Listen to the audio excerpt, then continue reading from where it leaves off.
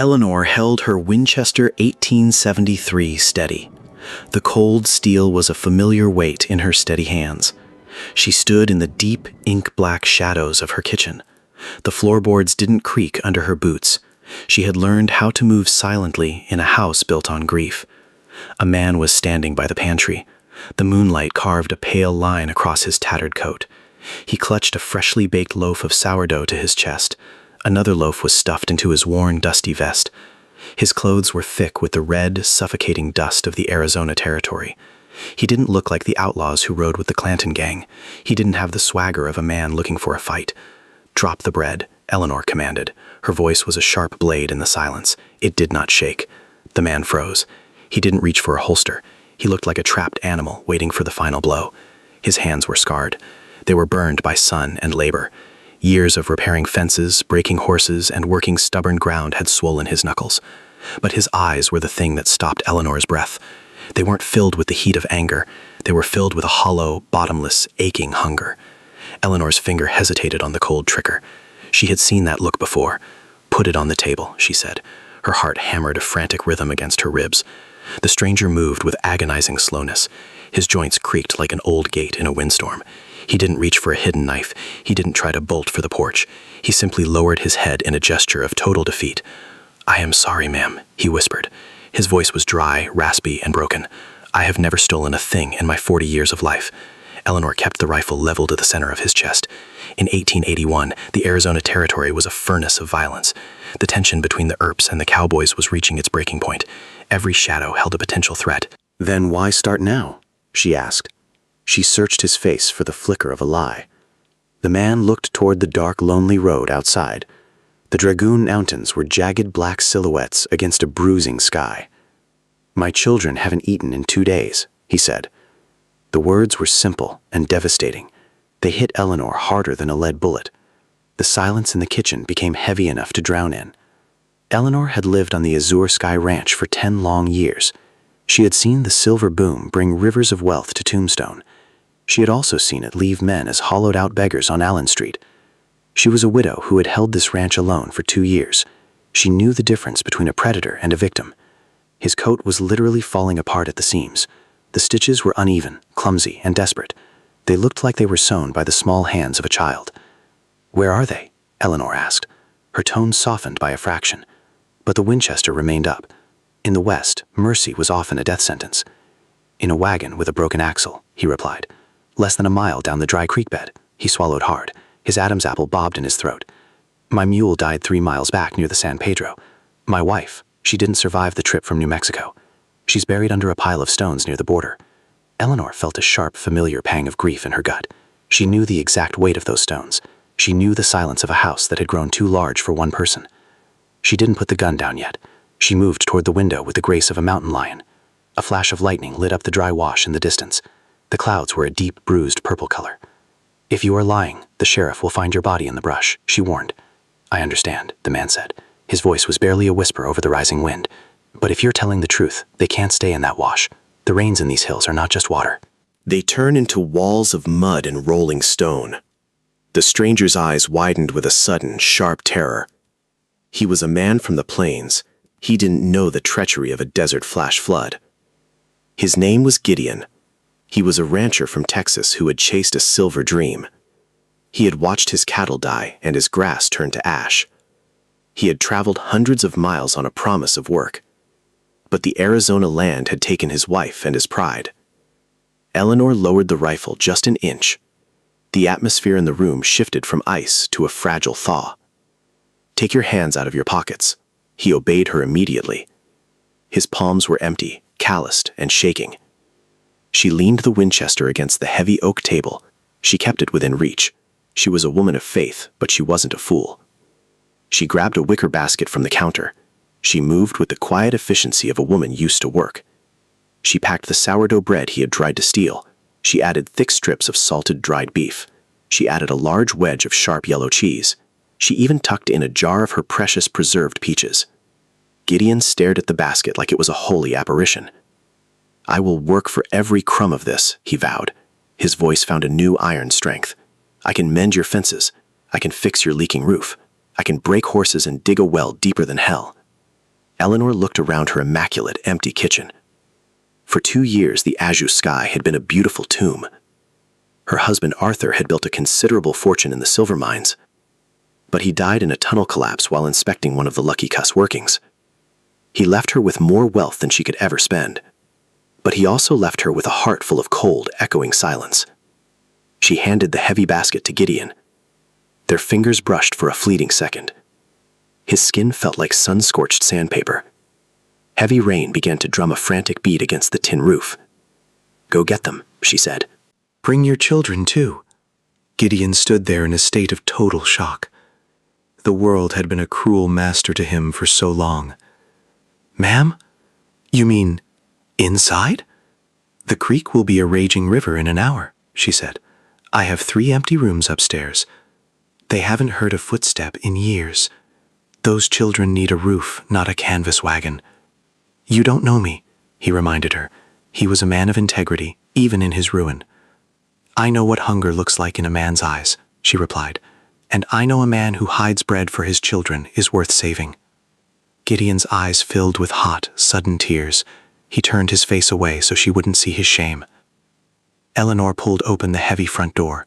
The wind smelled of rain, sage, and ozone. "Hurry, Gideon," she said. He vanished into the devouring darkness. He was running with the desperate strength of pure hope. Eleanor stood in the doorway as the storm broke. The wind whipped her hair across her face like a lash. Lightning danced a jagged violet dance across the peaks. She didn't know if she had invited salvation or a new kind of trouble. A woman alone in the shadow of Tombstone was always a target, but she couldn't let innocent children drown in the red mud. The silence of the azure sky was finally, violently broken. The rain turned the powdery dust into a river of red mud. Eleanor lit a kerosene lantern. She placed it carefully in the front window. It was a golden beacon for a family lost in the dark. An hour passed in a blur of anxiety. The grandfather clock in the hall ticked like a judging heart. The roar of the wind grew into a deafening howl. The house creaked and groaned under the pressure of the gale. Then she heard the heavy thud of boots on the porch. The door swung open with a bang. Gideon was drenched to the bone and shivering. In his arms he carried a small 5-year-old boy. The child was limp with a terrifying exhaustion. His small face was covered in trail grime and dried salt tears. Behind him stood a girl, no older than 8. She clutched a doll made of rags and twisted twine. She held on to her father's soaked coat like a drowning sailor. Her eyes were far too large for her thin, pale face. "This is Sarah," Gideon said. His voice cracked with a father's raw emotion. "And this little one is Thomas." Eleanor knelt on the hard wooden floor. She didn't care about the mud ruining her expensive lace skirts. "Welcome to the azure sky, Sarah," she said softly. The girl didn't answer. She only stared at the feast laid out on the table. To her, it looked like a dream she might wake up from. Gideon sat Thomas down in a sturdy chair. Only then did Sarah allow herself to sit. Eleanor sliced the fresh, warm bread. Steam rose from the loaf in the lamplight. The crust crackled under the knife with a satisfying sound. She put the first thick piece in front of the girl. Sarah immediately broke it in half with trembling hands. She gave the larger piece to her little brother. Eleanor felt a painful lump form in her throat. "There is plenty for both of you, child," she whispered. Sarah looked down at her small, dirty hands. "Thomas gets the most," she whispered back. "Mama told me he's the smallest, so he always gets the most." Eleanor turned away for a brief moment. She didn't want them to see a grown woman weep. She thought of the children she and Arthur had once hoped to raise. His death had buried that dream with him. The children began to eat with a haunting silence. At first they were cautious, almost fearful. They were afraid the food was an illusion that would vanish. Then their primal hunger took full command. Thomas woke up fully and gripped the bread with both fists. He ate with a desperation that was agonizing to witness. It was a sight Eleanor knew she would never forget. When they were finished, Thomas fell into a deep sleep. He leaned his head against his father's powerful arm. A small, precious piece of bread was still clutched in his palm. Gideon gently took it and wrapped it in a clean napkin. "For tomorrow," he said with a grim nod. He knew that in the West, tomorrow was never a promise. Eleanor looked at her overflowing pantry. She saw the rows of glass jars and expensive tinned goods. She saw the mountain of wealth Arthur had left behind. For the first time, that wealth felt like a crushing burden. She had been hoarding life while others were starving at her gate. "The guest wing is ready," Eleanor said firmly. "There are wool blankets and warm water for washing." Gideon stood up, swaying with a bone-deep fatigue. "I have no words to thank you, Eleanor." "Don't thank me," she replied. "Just give those children one night without fear." The storm screamed through the valley all through the night. Thunder shook the very foundations of the ranch house. But inside, there was a new, radiating warmth. It was the warmth of human souls huddling against the cold. Eleanor lay awake in the dark, listening to the rain. She listened to the unfamiliar sounds of life in the next room. She thought about the man who risked his life for a loaf of bread. She thought about the girl who gave up her first bite for her brother. She knew the gossips in Tombstone would whisper about this. A wealthy widow taking in a nameless drifter was a scandal. The ladies at the Episcopal Church would be horrified. But their rigid rules had never kept her warm at night. They only left her feeling hollow and forgotten. When the sun rose, the desert looked brand new. The air smelled of wet sage, rain, and a strange thing called hope. The sky was a brilliant, piercing blue. Eleanor walked into the kitchen at dawn.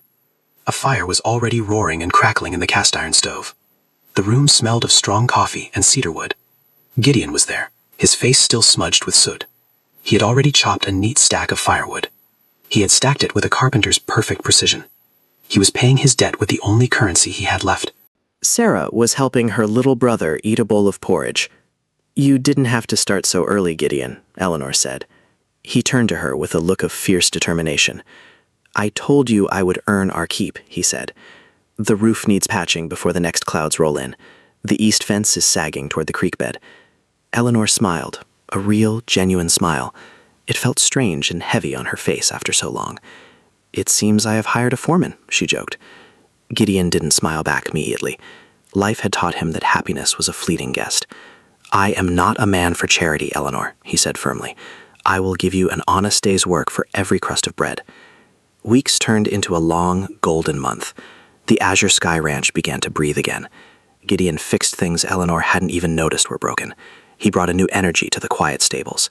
He mended the leather harnesses until they shone. He worked in the long-neglected vegetable garden. He was a man of few words, but his quiet work spoke louder than words. Eleanor took over the care of the children. She found old, soft clothes tucked away in the attic trunks. She sat with Sarah every afternoon on the shaded porch. She taught her the alphabet and the magic of numbers. She taught her how to read the poems of Elizabeth Barrett Browning. She watched Thomas play with the ranch dogs in the yard. His high, bright laughter filled the once empty hallways. It was a sound that chased the ghosts out of the corners. One afternoon, Eleanor brought out a heavy cedar chest. The room filled with the sweet, sharp scent of wood. Inside were hundreds of scraps of colorful fabric. There was fine silk, heavy velvet, and rugged denim. "What are these for, Miss Eleanor?" Sarah asked. "This is a memory box," Eleanor explained softly.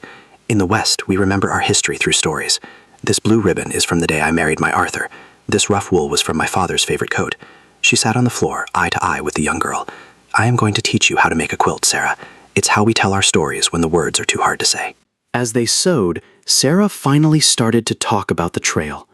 She spoke about the heat that felt like a physical weight. She spoke about her mother's coughing in the dead of night. Then she stopped and held a small piece of pink cotton. "Do you think Mama knows where we are?" she asked. Her voice was small, fragile, and breaking. "Why do you ask that, darling?" Eleanor asked. "Because we buried her with nothing," Sarah whispered. "We had to sell her gold locket just to buy cornmeal.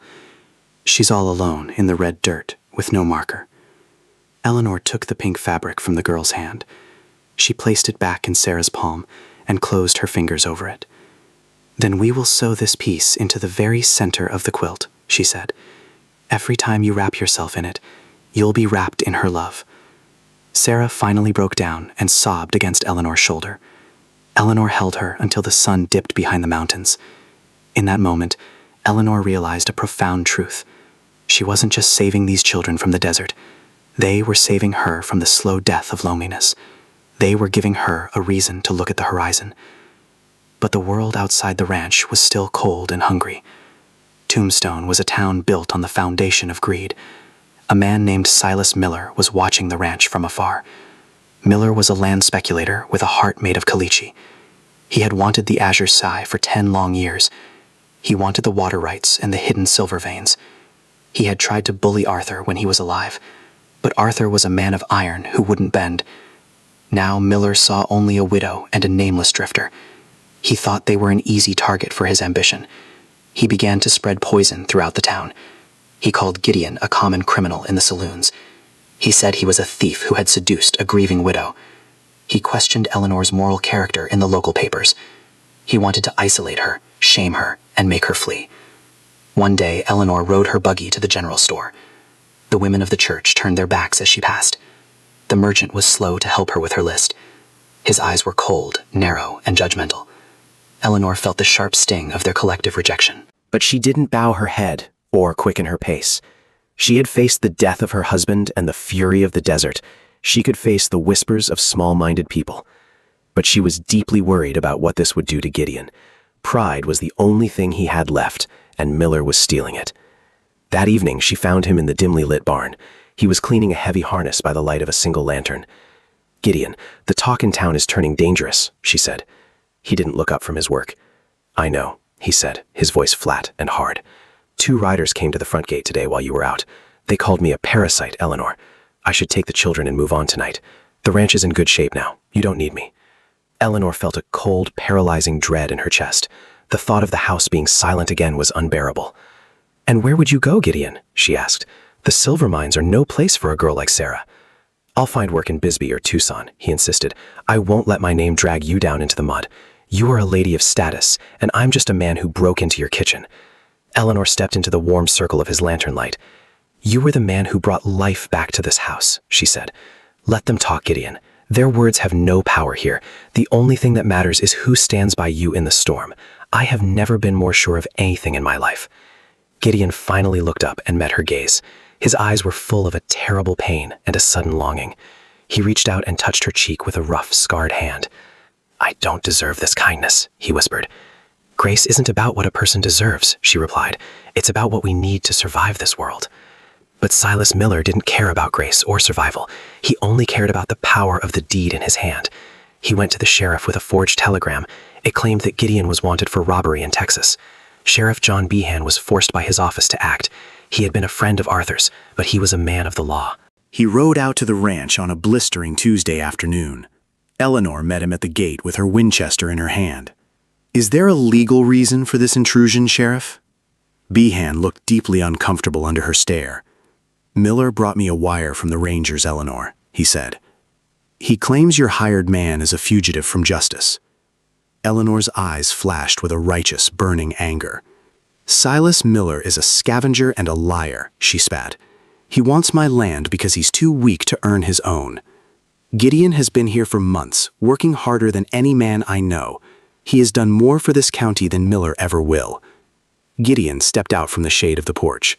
He didn't try to hide or flee into the brush. He stood tall, his head held high with newfound dignity. "I have no papers to prove who I am, Sheriff," he admitted. "The fire in Texas took my home and my history. But I am not a thief, and I have never harmed a soul." The sheriff looked at the 2 small children. They were standing silently by the front door. Sarah was holding her brother's hand with a protective grip. "A man's character is reflected in his children," the sheriff said. "But the law requires me to investigate. I will send my own wire to the Rangers in Austin today. Until then, Gideon, you must stay on this property. If you leave, I'll have to bring you in." "And what about Miller?" Eleanor asked. "If I see that vulture on my land again, I'll handle it myself." The sheriff nodded respectfully and rode away. The tension on the azure sky was thick enough to taste. Gideon worked even harder than before, if that was possible. He spent his nights patrolling the perimeter of the ranch. He was a lone, silent sentinel in the silver moonlight. Then, in June of 1881, a true disaster struck. The Great Fire of Tombstone broke out in the afternoon heat. It started in a small cigar store on Allen Street. The dry, sun-baked wood buildings went up like tinder. The fire spread through the town like a hungry demon. From the ranch, they could see the horizon turn a terrifying orange. Thick, black smoke choked the midday sun. "The whole town will burn to the ground," Eleanor whispered. "I have to go. Gideon said, his voice decisive. He was already hitching the strongest horses to the wagon. They need every able-bodied man to create a firebreak. It's too dangerous, Gideon, Eleanor cried. To them, you're still a wanted man. Gideon looked at her with eyes that were clear and calm. In Texas, I watched my entire world turn to ash. I couldn't stop it then, but I can do something now. Stay here with the children and keep the water barrels full. He drove the wagon into the wall of black smoke. Eleanor watched him disappear until he was gone. She felt a physical hole opening in her heart. She finally admitted to herself that she loved him. She loved the man who had stolen her bread and saved her soul. She and the children spent the night soaking wool blankets. The heat from the distant fire was intense, even at the ranch. The sky looked like it was bleeding onto the desert floor. At midnight, she heard the frantic gallop of horses. It wasn't the steady rhythm of Gideon's team. It was Silas Miller and 3 masked riders. They were using the chaos of the fire as a distraction. They rode into the yard carrying burning torches. "The town is gone, Eleanor," Miller shouted with glee. "The sheriff is likely dead in the street. Give me the deed to the azure sky right now. Give it to me or you won't survive to see the dawn." Eleanor stepped onto the porch with a cold fury. The Winchester was nestled firmly against her shoulder. The click of the lever was a thunderclap in the yard. "You have a very short memory, Silas Miller," she said. Her voice was as cold as a mountain stream. One of the masked men laughed and edged his horse closer. "You're just a widow alone in the dark," he sneered. "I am never alone," Eleanor replied with iron conviction. She fired a single shot into the dirt at the horse's hooves. The animal reared back and threw the man into the dust. "Take another step, Silas, and you will regret coming onto this land." Miller pulled his heavy revolver, his face twisted with rage. But a voice roared from the shadows behind him. "Drop the gun, Miller." Gideon rode into the yard like an avenging angel. His horse was singed, lathered, and nearly exhausted. Gideon's clothes were scorched, and soot darkened his face. The shotgun remained steady in Gideon's hands. Behind him came the town blacksmith and the doctor. They had followed him from the smoking fire lines. "We saw Miller leave when the fire was at its worst," the blacksmith said. "We knew he was heading here to do his dirty work." Miller looked at the rifles pointed at him from all sides. He saw that his reign of greed was finally over. "The law will hear about this outrage," Miller screamed. "The law is right here," the sheriff said, riding in last. He was covered in gray ash and smelling of smoke. His injured arm rested in a makeshift sling. "I saw what Gideon did in town tonight, Miller. He disobeyed my order, but he did it to save lives when the town needed him. He helped several families escape from the burning boarding house. He carried an elderly man with an injured leg to safety. He's a hero in Tombstone now, and you're just a vulture." The sheriff arrested Miller and his men on the spot. As they were led away in the dim morning light, Gideon collapsed. The last of his strength finally gave out. Eleanor ran to him and caught him before he hit the ground. His hands were covered in agonizing blisters. He had used his bare hands to tear down burning beams. "You came back to me," she sobbed into his chest. "I told you," he whispered. "I do not take charity, Eleanor." He gave her a weak, beautiful smile through the soot. "I had to earn my place at your dinner table." The next few months were a sacred time of healing. Tombstone was slowly rebuilt from the charred remains. The Azure Sky Range became the true heart of the community. The wires from the Texas Rangers finally arrived in August. They proved that Gideon was a man of immense honor. He had been a brave deputy in his youth before the routes. He was simply a good man who had been broken by fate. On a cool, crisp October evening, they sat on the porch. The memory quilt was draped warmly over their laps. Sarah and Thomas were playing tag in the twilight yard. The air smelled of autumn and wood smoke. "It's finally finished," Sarah said, pointing to the quilt. Every scrap of fabric was a story of endurance and grace. "Not quite," Eleanor said with a twinkle in her eye. She pulled a small piece of white lace from her apron.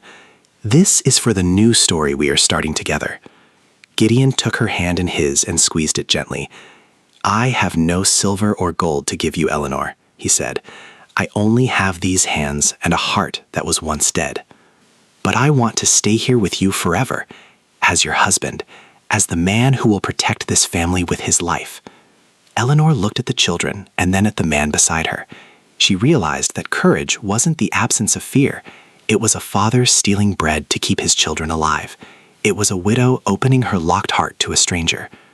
"I don't want silver, Gideon," she whispered. I want the man who walked through fire for me. They were married in the ranch garden at sunset. Many families from Tombstone came to celebrate. Among them were people Gideon had helped during the fire. The legend of the bread thief and the widow grew with time. They eventually had a daughter of their own named Grace. Sarah grew up to be a beloved teacher in the territory. Thomas became a rancher known for his quiet kindness. Every year, Eleanor baked 2 large loaves of sourdough. One was for their family table. The other was left on the porch for any passing traveler. They knew that human dignity is a fragile thing. They knew that one act of grace can change the world. Eleanor once thought wealth was measured in silver coins. She learned it was measured in laughter and shared bread. The Azure Sky Ranch flourished for many decades. Its greatest product wasn't cattle or crops. It was a legacy of mercy and second chances. "Bring your children too," she had said that first night. Those simple words were the foundation of a beautiful life. No matter how dark the storm, a lantern always leads the way home, and may you always have enough bread to share. This story was inspired by the lives and hardships of the American frontier. Some characters, events, and historical details were fictionalized for storytelling and educational purposes. Visuals may include AI-assisted digital recreations. What would you have done if you had found Gideon inside your kitchen? Share your thoughts about Eleanor's choice in the comments. If this story touched your heart, please like the video and subscribe for more Old West stories about love and family.